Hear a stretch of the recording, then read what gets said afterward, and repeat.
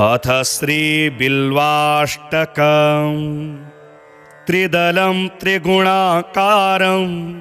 त्रिनेत्रं च त्रियायुधं त्रिजन्मपापसंहारम् एकबिल्वं शिवार्पणं त्रिशाकैर्बिल्वपत्रैश्च अच्छिद्रैः कोमलैः शुभैः तव पूजां करिष्यामि एकबिल्वं शिवार्पणं दर्शनं बिल्ववृक्षस्य स्पर्शनं पापनाशनम् अघोरपापसंहारम्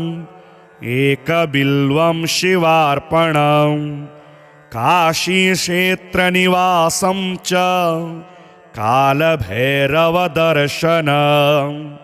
प्रयागे माधवं दृष्ट्वा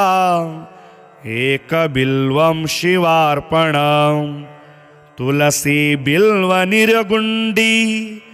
जम्बीरामलकं तथा पञ्चबिल्वमिति ख्याता एकबिल्वं शिवार्पणं तटाकं धननिक्षेपं ब्रह्मस्थाप्यं शिवालयं कोटिकन्यामहादानम् एकबिल्वं शिवार्पणं दन्त्यश्वकोटिदानानि अश्वमेधशतानि च कोटिकन्यामहादानम् एकबिल्वं शिवार्पणं सालग्रामसहस्राणि विप्रान्नं शतकोटिकां यज्ञकोटिसहस्राणि एकबिल्वं शिवार्पणम् अज्ञानेन कृतं पापं ज्ञानेनापि कृतं च यत् तत्सर्वं नाशमायातु एकबिल्वं शिवार्पणम् एकैकबिल्वपत्रेण कोटियज्ञफलं लभेत् महादेवस्य पूजार्थम् एकबिल्वं शिवार्पणम् अमृतोद्भववृक्षस्य महादेवप्रियस्य च मुच्यन्ते कण्टकाघाता कण्टकेभ्यो हि मानवाः त्रिदलं त्रिगुणाकारं त्रिनेत्रं च त्रियायुधं त्रिजन्मपापसंहारम् एकबिल्वं शिवार्पणं त्रिशाकैर्बिल्वपत्रैश्च अच्छिद्रैः कोमलैः शुभैः तव पूजां करिष्यामि एकबिल्वं शिवार्पणं दर्शनं बिल्ववृक्षस्य स्पर्शनं पापनाशनम् अघोरपापसंहारम् एकबिल्वं शिवार्पणं काशीक्षेत्रनिवासं च कालभैरवदर्शनम् प्रयागे माधवं दृष्ट्वा एकबिल्वं शिवार्पणं तुलसीबिल्वनिर्गुण्डी जम्बीरामलकं तथा पञ्चबिल्वमिति ख्याता एकबिल्वं शिवार्पणं तटाकं धननिक्षेपं ब्रह्मस्थाप्यं शिवालयं कोटिकन्यामहादानम् एकबिल्वं शिवार्पणं दन्त्यश्वकोटिदानानि अश्वमेधशतानि च कोटिकन्यामहादानम् एकबिल्वं शिवार्पणं सालग्रामसहस्राणि विप्रान्नं शतकोटिकां यज्ञकोटिसहस्राणि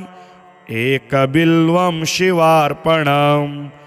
अज्ञानेन कृतं पापं ज्ञानेनापि कृतं च यत् तत्सर्वं नाशमायातु एकबिल्वं शिवार्पणम् एकैकबिल्वपत्रेण कोटियज्ञफलं लभेत्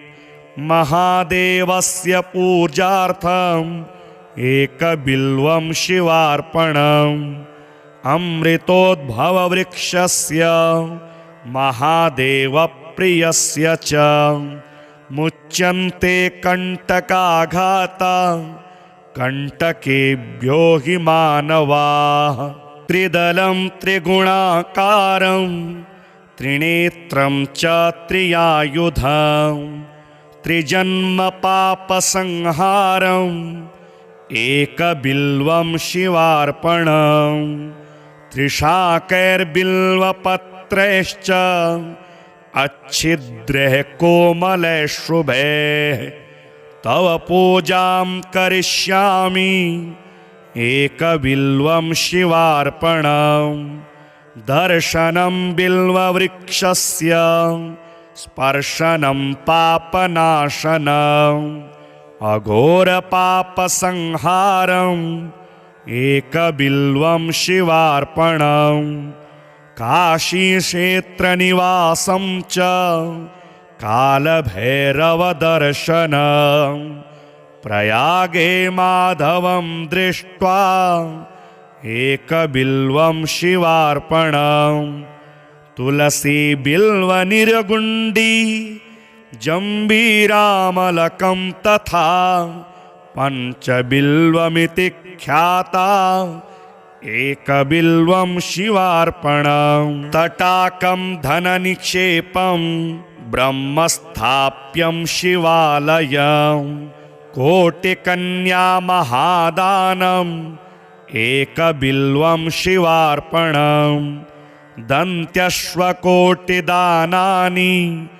अश्वमेधशतानि च कोटिकन्यामहादानम् एकबिल्वं शिवार्पणम् सालग्रामसहस्राणि विप्रान्नं शतकोटिकां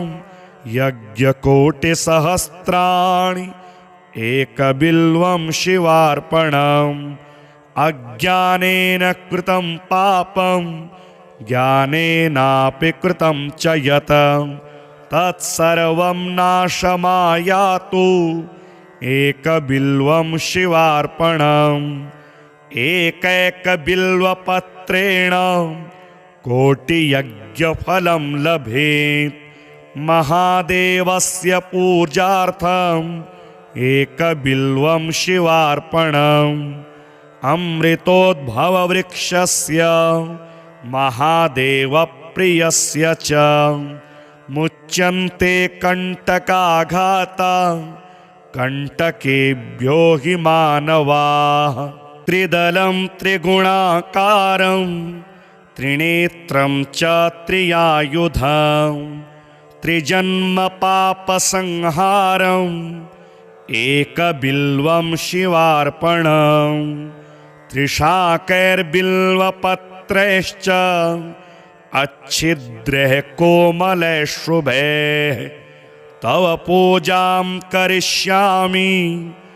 एकबिल्वं शिवार्पणम् दर्शनं बिल्ववृक्षस्य स्पर्शनं पापनाशनम् अघोरपापसंहारम् एकबिल्वं शिवार्पणम् काशीक्षेत्रनिवासं च कालभैरवदर्शनम् प्रयागे माधवं दृष्ट्वा एकबिल्वं शिवार्पणम् तुलसीबिल्वनिर्गुण्डी जम्बीरामलकं तथा पञ्चबिल्वमिति ख्याता एकबिल्वं शिवार्पणम् तटाकं धननिक्षेपं ब्रह्मस्थाप्यं शिवालयं कोटिकन्यामहादानम् एकबिल्वं शिवार्पणम् दन्त्यश्वकोटिदानानि अश्वमेधशतानि च कोटिकन्या महादानम् एकबिल्वं शिवार्पणम् सालग्रामसहस्राणि विप्रान्नं शतकोटिकां यज्ञकोटिसहस्राणि एकबिल्वं शिवार्पणम् अज्ञानेन कृतं पापं ज्ञानेनापि कृतं च यत् तत्सर्वं नाशमायातु एकबिल्वं शिवार्पणम् एकैकबिल्वपत्रेण कोटियज्ञफलं लभेत् महादेवस्य पूजार्थम् एकबिल्वं शिवार्पणम् अमृतोद्भववृक्षस्य महादेवप्रियस्य च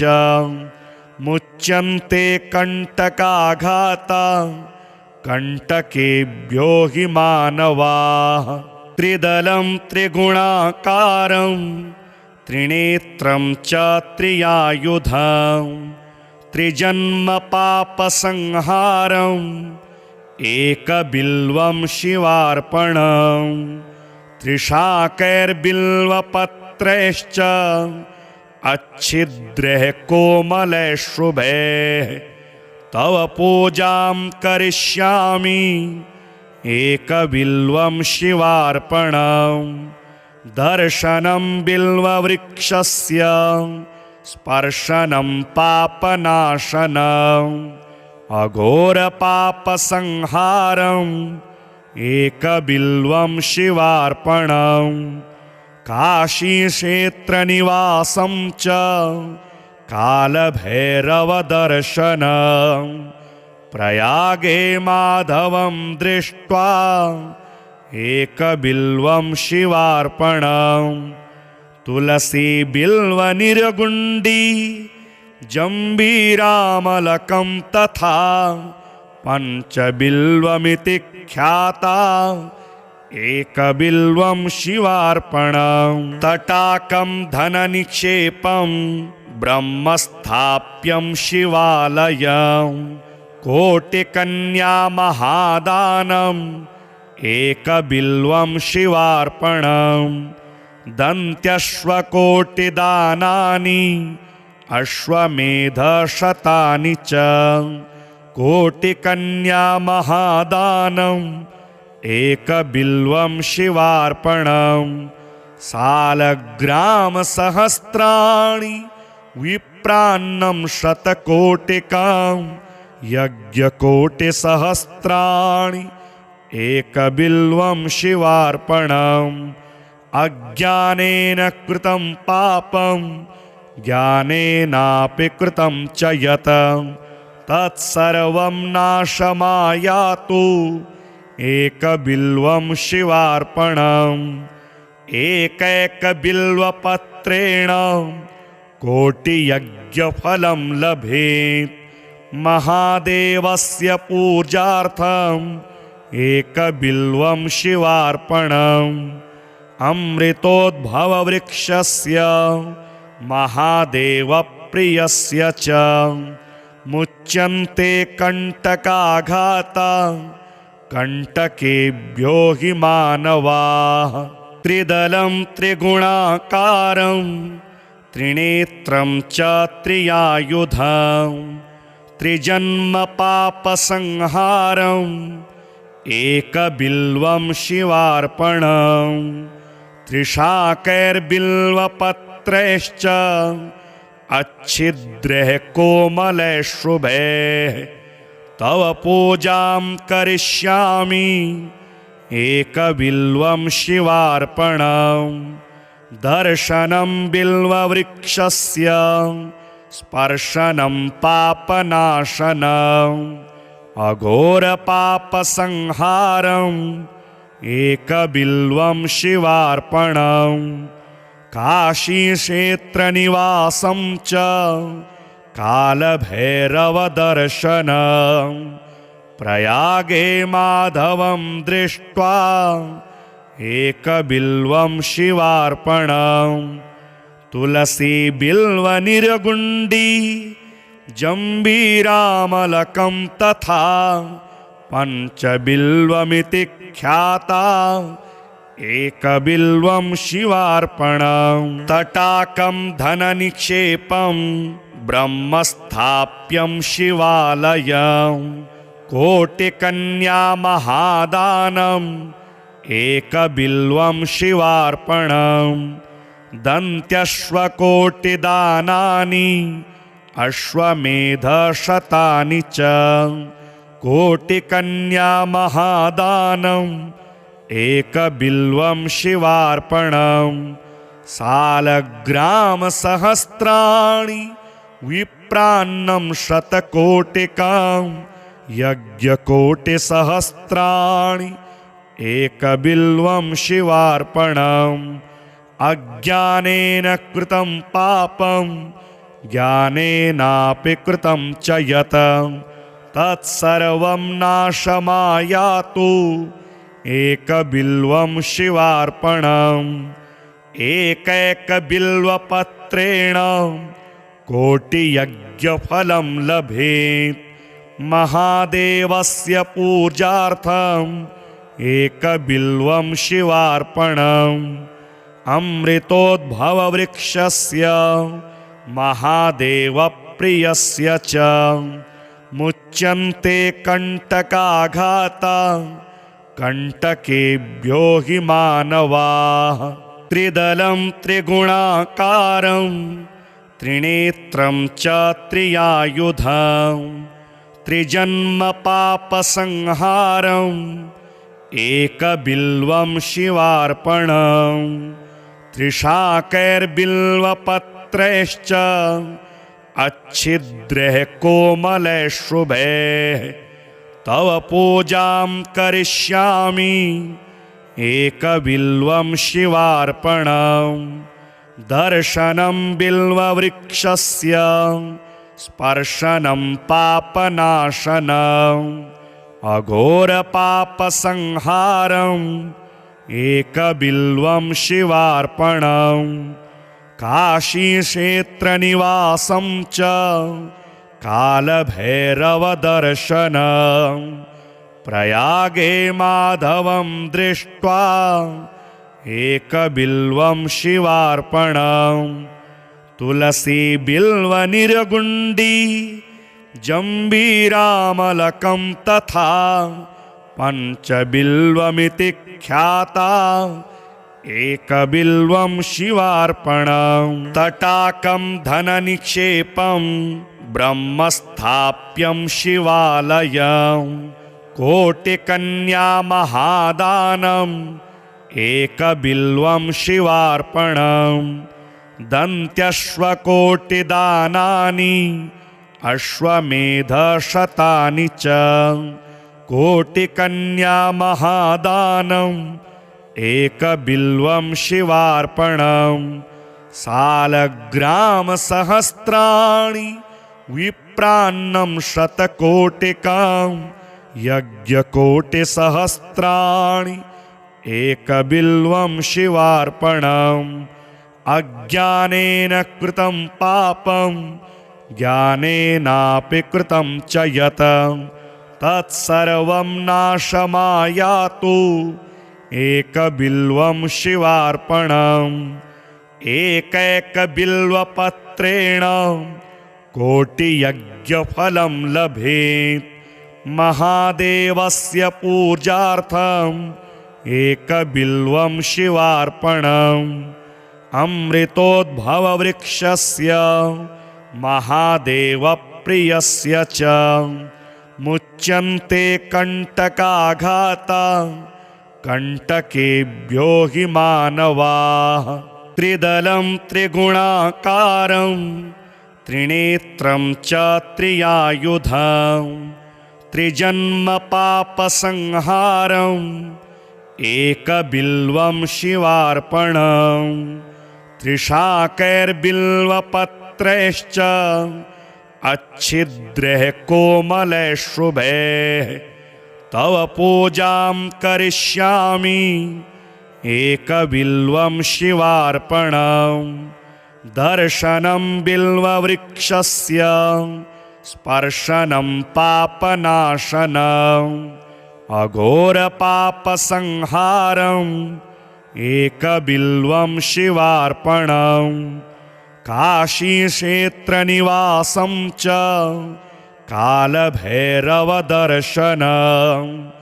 प्रयागे माधवं दृष्ट्वा एकबिल्वं शिवार्पणम् तुलसीबिल्वनिर्गुण्डी जम्बीरामलकं तथा पञ्चबिल्वमिति ख्याता एकबिल्वं शिवार्पणम् तटाकं धननिक्षेपं ब्रह्मस्थाप्यं शिवालयं कोटिकन्यामहादानम् एकबिल्वं शिवार्पणम् दन्त्यश्वकोटिदानानि अश्वमेधशतानि च कोटिकन्यामहादानम् एकबिल्वं शिवार्पणम् सालग्रामसहस्राणि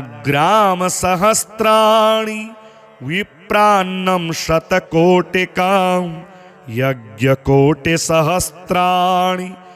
एकबिल्वं शिवार्पणम् अज्ञानेन कृतं पापं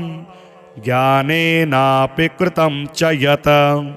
तत्सर्वं नाशमायातु एकबिल्वं शिवार्पणम् एकैकबिल्वपत्रेण कोटियज्ञफलं लभेत् महादेवस्य पूजार्थम् एकबिल्वं शिवार्पणम् अमृतोद्भववृक्षस्य महादेवप्रियस्य च मुच्यन्ते कण्टकाघाता कण्टकेभ्यो हि मानवाः त्रिदलं त्रिगुणाकारं त्रिनेत्रं च त्रियायुधं त्रिजन्मपापसंहारम् एकबिल्वं शिवार्पणम् त्रिशाकैर्बिल्वपत्रैश्च अच्छिद्रैः कोमलैः शुभैः तव पूजां करिष्यामि एकबिल्वं शिवार्पणम् दर्शनं बिल्ववृक्षस्य स्पर्शनं पापनाशनम् अघोरपापसंहारम् एकबिल्वं शिवार्पणम् काशीक्षेत्रनिवासं च कालभैरवदर्शनम् प्रयागे माधवं दृष्ट्वा एकबिल्वं शिवार्पणम् तुलसीबिल्वनिर्गुण्डी जम्बीरामलकं तथा पञ्चबिल्वमिति ख्याता एकबिल्वं शिवार्पणम् तटाकं धननिक्षेपं ब्रह्मस्थाप्यं शिवालयं कोटिकन्यामहादानम् एकबिल्वं शिवार्पणम् दन्त्यश्वकोटिदानानि अश्वमेधशतानि च कोटिकन्यामहादानम् एकबिल्वं शिवार्पणम् सालग्रामसहस्राणि विप्रान्नं शतकोटिकां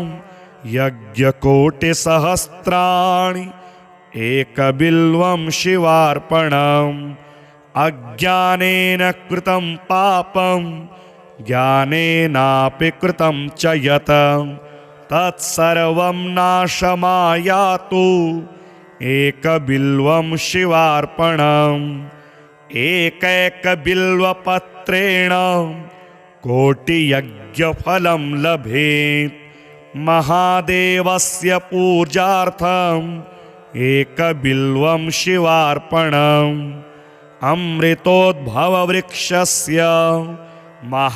महादेवप्रियस्य च मुच्यन्ते कण्टकाघाता कण्टकेभ्यो हि मानवाः त्रिदलं त्रिगुणाकारं त्रिनेत्रं च त्रियायुधं त्रिजन्मपापसंहारम्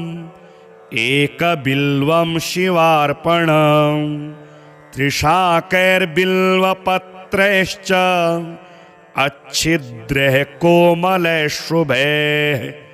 तव पूजां करिष्यामि एकबिल्वं शिवार्पणम् दर्शनं बिल्ववृक्षस्य स्पर्शनं पापनाशनम् अघोरपापसंहारम् एकबिल्वं शिवार्पणम् काशीक्षेत्रनिवासं च कालभैरवदर्शनम् प्रयागे माधवं दृष्ट्वा एकबिल्वं शिवार्पणम् तुलसीबिल्वनिर्गुण्डी जम्बीरामलकं तथा पञ्चबिल्वमिति ख्याता एकबिल्वं शिवार्पणम् तटाकं धननिक्षेपं ब्रह्मस्थाप्यं शिवालयं कोटिकन्यामहादानम् एकबिल्वं शिवार्पणम् दन्त्यश्वकोटिदानानि अश्वमेधशतानि च कोटिकन्यामहादानम् एकबिल्वं शिवार्पणम् सालग्रामसहस्राणि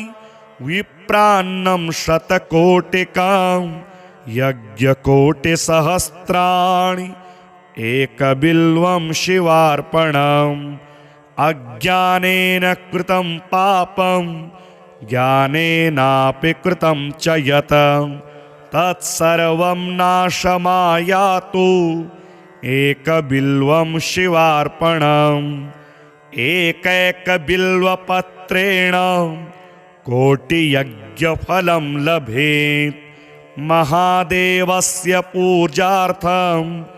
एकबिल्वं शिवार्पणम् अमृतोद्भववृक्षस्य महादेवप्रियस्य च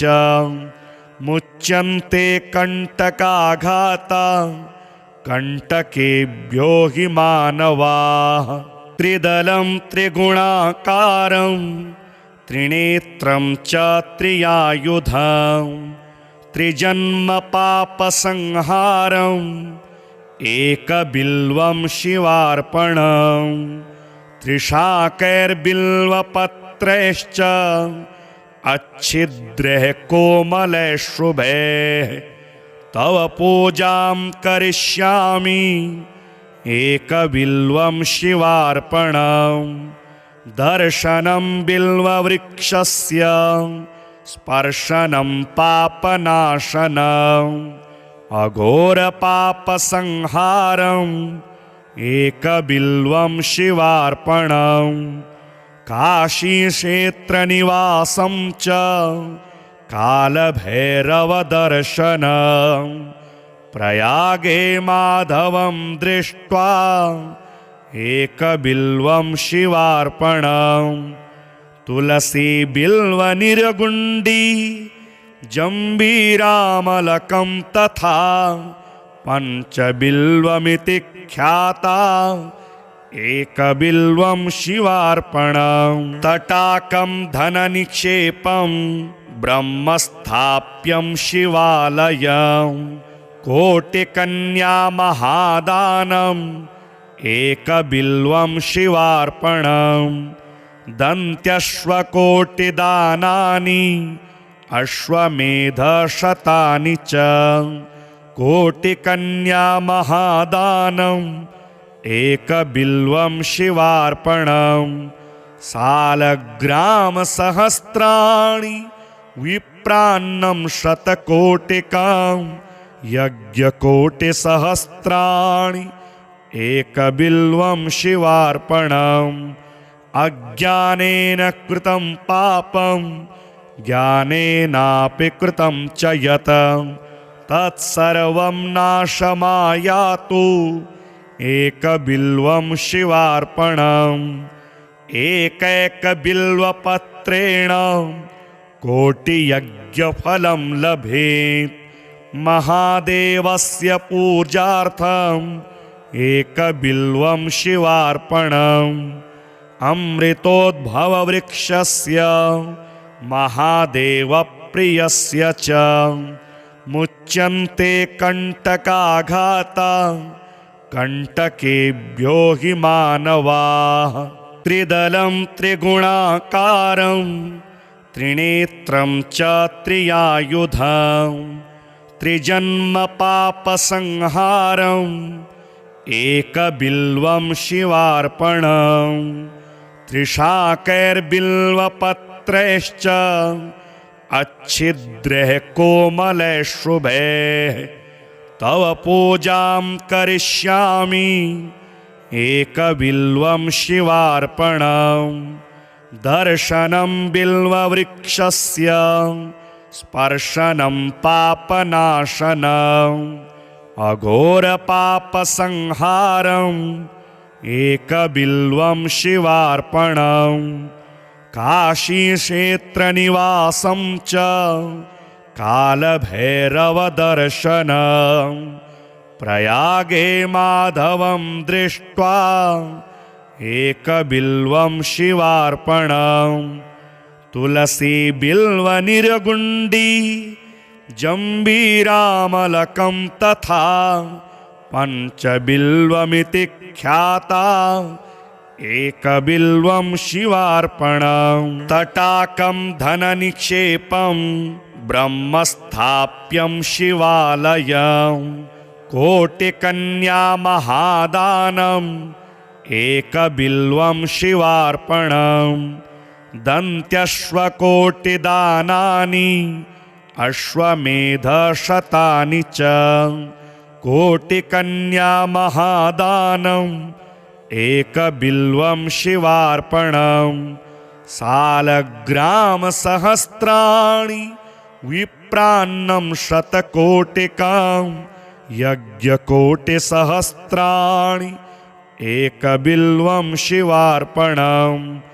अज्ञानेन कृतं पापं ज्ञानेनापि कृतं च यत् तत्सर्वं नाशमायातु एकबिल्वं शिवार्पणम् एकैकबिल्वपत्रेण कोटियज्ञफलं लभेत् महादेवस्य पूजार्थम् एकबिल्वं शिवार्पणम् अमृतोद्भववृक्षस्य महादेवप्रियस्य च मुच्यन्ते कण्टकाघाता कण्टकेभ्यो हि मानवाः त्रिदलं त्रिगुणाकारं त्रिनेत्रं च त्रियायुधं त्रिजन्मपापसंहारम् एकबिल्वं शिवार्पणम् त्रिशाकैर्बिल्वपत्रैश्च अच्छिद्रैः कोमलैः शुभैः तव पूजां करिष्यामि एकबिल्वं शिवार्पणम् दर्शनं बिल्ववृक्षस्य स्पर्शनं पापनाशनम् अघोरपापसंहारम् एकबिल्वं शिवार्पणम् काशीक्षेत्रनिवासं च कालभैरवदर्शनम् प्रयागे माधवं दृष्ट्वा एकबिल्वं शिवार्पणम् तुलसीबिल्वनिर्गुण्डी जम्बीरामलकं तथा पञ्चबिल्वमिति ख्याता एकबिल्वं शिवार्पणम् तटाकं धननिक्षेपं ब्रह्मस्थाप्यं शिवालयं कोटिकन्यामहादानम् एकबिल्वं शिवार्पणम् दन्त्यश्वकोटिदानानि अश्वमेधशतानि च कोटिकन्या महादानम् एकबिल्वं शिवार्पणम् सालग्रामसहस्राणि विप्रान्नं शतकोटिकां यज्ञकोटिसहस्राणि एकबिल्वं शिवार्पणम् अज्ञानेन कृतं पापं ज्ञानेनापि कृतं च यत् तत्सर्वं नाशमायातु एकबिल्वं शिवार्पणम् एकैकबिल्वपत्रेण कोटियज्ञफलं लभेत् महादेवस्य पूजार्थम् एकबिल्वं शिवार्पणम् अमृतोद्भववृक्षस्य महादेवप्रियस्य च मुच्यन्ते कण्टकाघाता कण्टकेभ्यो हि मानवाः त्रिदलं त्रिगुणाकारं त्रिनेत्रं च त्रियायुधं त्रिजन्मपापसंहारम् एकबिल्वं शिवार्पणम् त्रिशाकैर्बिल्वपत्रैश्च अच्छिद्रैः कोमलैः शुभैः तव पूजां करिष्यामि एकबिल्वं शिवार्पणम् दर्शनं बिल्ववृक्षस्य स्पर्शनं पापनाशनम् अघोरपापसंहारम् एकबिल्वं शिवार्पणम् काशीक्षेत्रनिवासं च कालभैरवदर्शनम् प्रयागे माधवं दृष्ट्वा एकबिल्वं शिवार्पणम् तुलसीबिल्वनिर्गुण्डी जम्बीरामलकं तथा पञ्चबिल्वमिति ख्याता एकबिल्वं शिवार्पणम् तटाकं धननिक्षेपं ब्रह्मस्थाप्यं शिवालयं कोटिकन्या महादानम् एकबिल्वं शिवार्पणम् दन्त्यश्वकोटिदानानि अश्वमेधशतानि च कोटिकन्या महादानम् एकबिल्वं शिवार्पणम् सालग्रामसहस्राणि विप्रान्नं शतकोटिकां यज्ञकोटिसहस्राणि एकबिल्वं शिवार्पणम् अज्ञानेन कृतं पापं ज्ञानेनापि कृतं च यत् तत्सर्वं नाशमायातु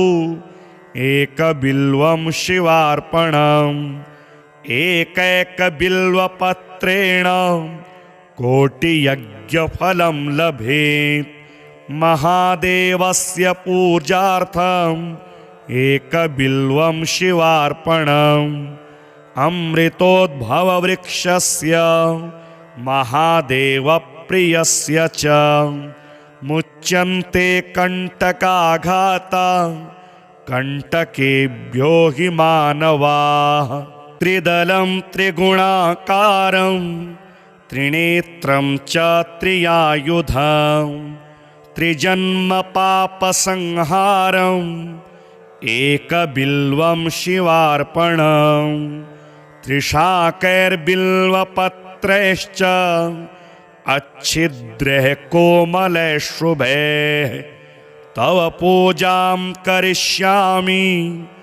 एकबिल्वं शिवार्पणम् दर्शनं बिल्ववृक्षस्य स्पर्शनं पापनाशनम् अघोरपापसंहारम् एकबिल्वं शिवार्पणम् काशीक्षेत्रनिवासं च कालभैरवदर्शनम् प्रयागे माधवं दृष्ट्वा एकबिल्वं शिवार्पणम् तुलसीबिल्वनिर्गुण्डी जम्बीरामलकं तथा पञ्चबिल्वमिति ख्याता एकबिल्वं शिवार्पणं तटाकं धननिक्षेपं ब्रह्मस्थाप्यं शिवालयं कोटिकन्यामहादानम् एकबिल्वं शिवार्पणं दन्त्यश्वकोटिदानानि अश्वमेधशतानि च कोटिकन्यामहादानम्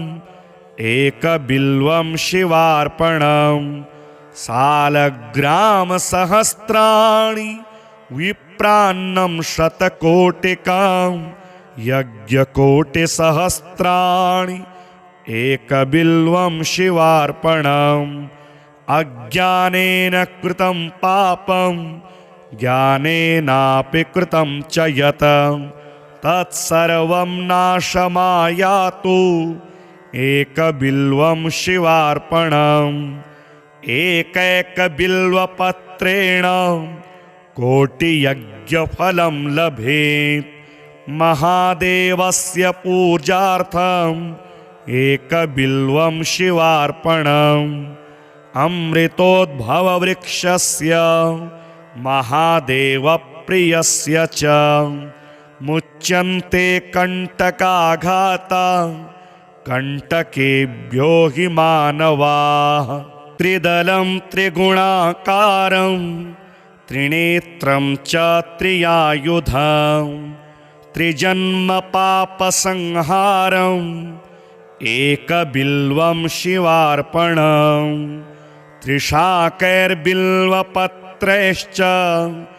अच्छिद्रैः कोमलैः शुभैः तव पूजां करिष्यामि एकबिल्वं शिवार्पणं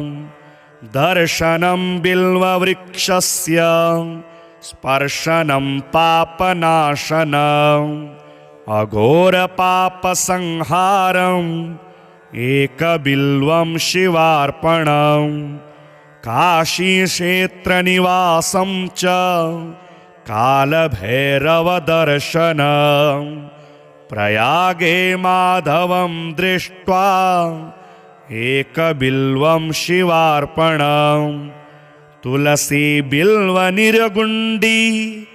जम्बीरामलकं तथा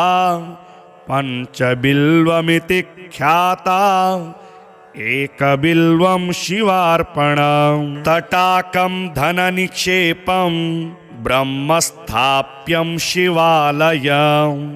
कोटिकन्यामहादानम् एकबिल्वं शिवार्पणं दन्त्यश्वकोटिदानानि अश्वमेधशतानि च कोटिकन्यामहादानम् एकबिल्वं शिवार्पणं सालग्रामसहस्राणि विप्रान्नं शतकोटिकां यज्ञकोटिसहस्राणि एकबिल्वं शिवार्पणम् अज्ञानेन कृतं पापं ज्ञानेनापि कृतं च यत् तत्सर्वं नाशमायातु एकबिल्वं शिवार्पणम् एकैकबिल्वपत्रेण कोटियज्ञफलं लभेत् महादेवस्य पूजार्थम् एकबिल्वं शिवार्पणम् अमृतोद्भववृक्षस्य महादेवप्रियस्य च मुच्यन्ते कण्टकाघाता कण्टकेभ्यो हि मानवाः त्रिदलं त्रिगुणाकारं त्रिनेत्रं च त्रियायुधं त्रिजन्मपापसंहारम् एकबिल्वं शिवार्पणं त्रिशाकैर्बिल्वपत्रैश्च अच्छिद्रैः कोमलैः शुभैः तव पूजां करिष्यामि एकबिल्वं शिवार्पणं दर्शनं बिल्ववृक्षस्य स्पर्शनं पापनाशनम् अघोरपापसंहारम् एकबिल्वं शिवार्पणम् काशीक्षेत्रनिवासं च कालभैरवदर्शनम् प्रयागे माधवं दृष्ट्वा एकबिल्वं शिवार्पणम् तुलसीबिल्वनिर्गुण्डी जम्बीरामलकं तथा पञ्चबिल्वमिति ख्याता एकबिल्वं शिवार्पणम् तटाकं धननिक्षेपं ब्रह्मस्थाप्यं शिवालयं कोटिकन्यामहादानम् एकबिल्वं शिवार्पणम् दन्त्यश्वकोटिदानानि अश्वमेधशतानि च कोटिकन्यामहादानम् एकबिल्वं शिवार्पणम् सालग्रामसहस्राणि विप्रान्नं शतकोटिकां यज्ञकोटिसहस्राणि एकबिल्वं शिवार्पणम् अज्ञानेन कृतं पापं ज्ञानेनापि कृतं च यत् तत्सर्वं नाशमायातु एकबिल्वं शिवार्पणम् एकैकबिल्वपत्रेण कोटियज्ञफलं लभेत् महादेवस्य पूजार्थम् एकबिल्वं शिवार्पणम् अमृतोद्भववृक्षस्य महादेवप्रियस्य च